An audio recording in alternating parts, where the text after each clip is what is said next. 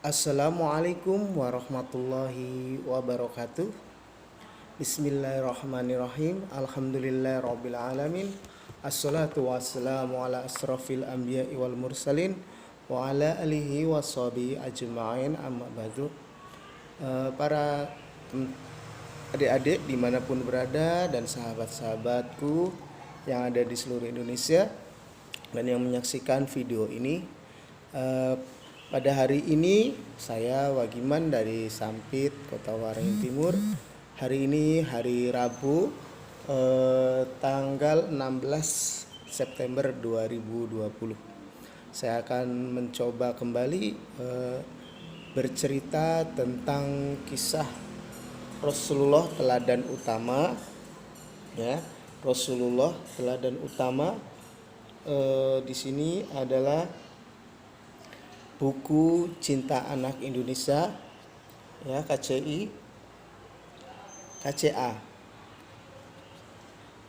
Cinta Anak Indonesia. Nah, di sini juga ada label, nah, Komunitas Cinta Anak KCA, ya. Baiklah, pada hari ini saya akan berkisah tentang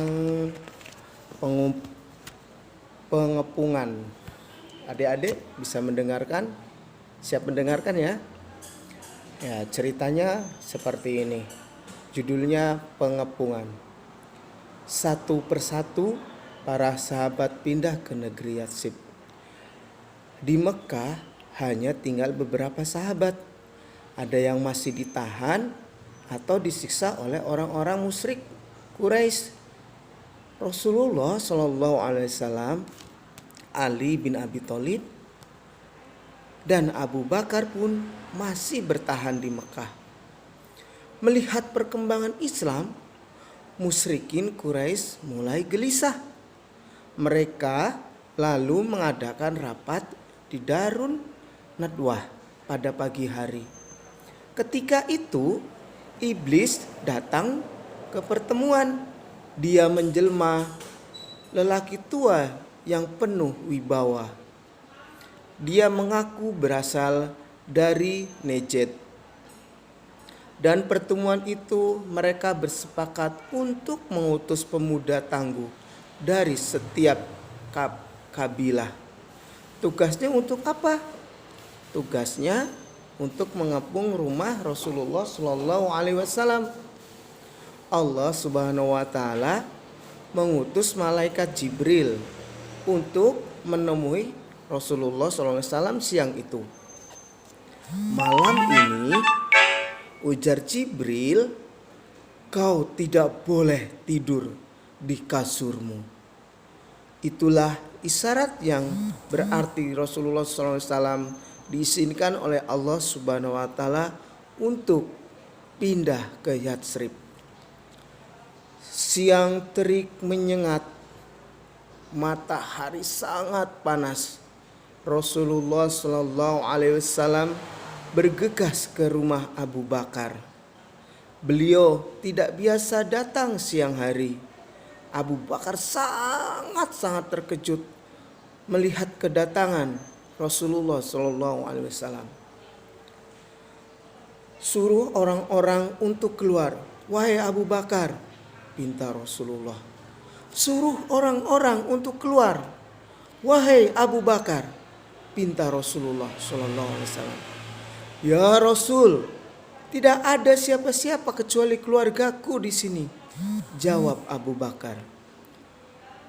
Sesungguhnya Allah telah mengizinkanku pindah dari Mekah, bisik Rasulullah SAW.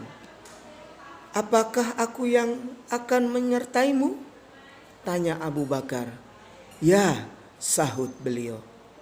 Abu Bakar menangis mendengar kabar itu. Dia merasa gembira.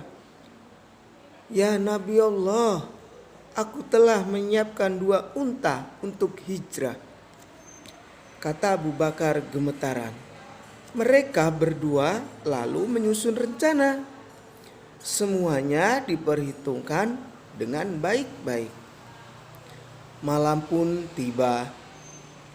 Suasana Mekah begitu sunyi senyap. 11 laki-laki tangguh dengan pedang di tangan berjalan mengendap-endap. Mereka mengepung rumah Rasulullah SAW. Sesekali mereka mengintip di celah pintu. Mereka ingin memastikan Rasulullah SAW masih ada di dalam rumah. Sementara itu, Rasulullah SAW juga tengah bersiap-siap untuk hijrah. Beliau berpesan kepada Ali bin Abi Thalib untuk mengembalikan barang-barang titipan orang-orang Mekah. Ali, tidurlah di ranjangku, bisik beliau kepada sepupunya. Selimuti seluruh tubuhmu dengan selimut hijau ini. Sebelum tengah malam, para pengepung diserang rasa kantuk. Rasa kantuk itu sangat tiba-tiba datang. Matanya terasa berat, terasa ingin tidur. Tiba-tiba pintu rumah Rasulullah SAW terbuka. Rasulullah SAW berjalan keluar rumah. Beliau menaburkan pasir ke atas kepala para pengepung sambil membaca surat Yasin ayat 9. Masya Allah, Allah membuat mereka tertidur nyenyak. Mereka tidak menyadari kepergian Rasulullah SAW. Lalu iblis yang menjelma lelaki tua dari Najd itu datang lagi. Ayo, adik-adik tahu nggak datangnya? Buat apa? Ada yang tahu? Ya, begini. Rencana kalian telah gagal. Muhammad telah keluar saat kalian masih di sini. Dia menaburkan tanah ke atas kepala kalian lalu pergi. Apa kalian tidak sadar? Serunya marah. Mereka segera berebut mengintip ke dalam rumah.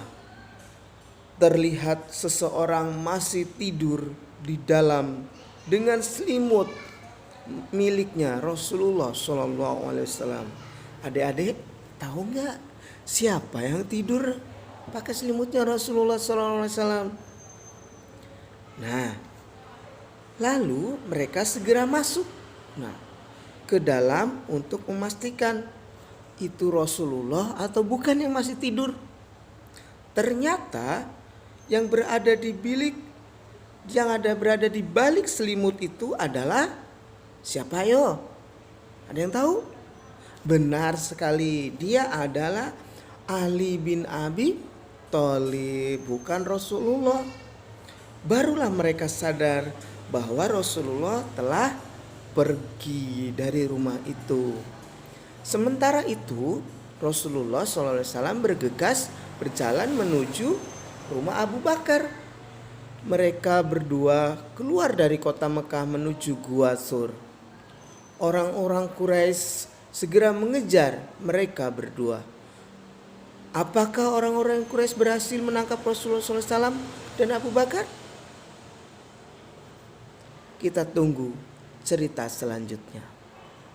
Nah, yang menjadi amanah adalah salah satu sifat Rasulullah SAW adalah amanah.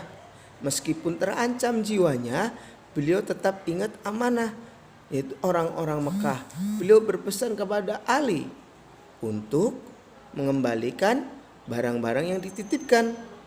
Anas bin Malik meriwayatkan bahwa Rasulullah SAW bersabda, tidak beriman orang yang tidak menunaikan amanah, tidak beragama orang yang tidak menunaikan janji. Hadis riwayat Ahmad dan Ibnu Hibban.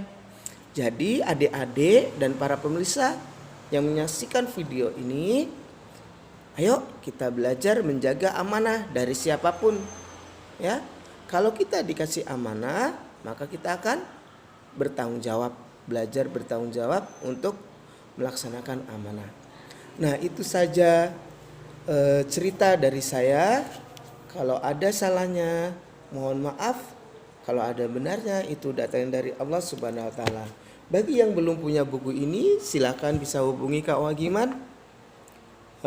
Kalau ingin membelinya bisa untuk diwakafkan ke tempat-tempat pembelajaran tentang TPA, TK, SD, SDIT dan lainnya, tempat untuk menuntut ilmu, belajar tentang Rasulullah teladan utama, dan masih banyak cerita-cerita yang lain. Wabillahi taufiq wal hidayah. Wassalamualaikum warahmatullahi wabarakatuh.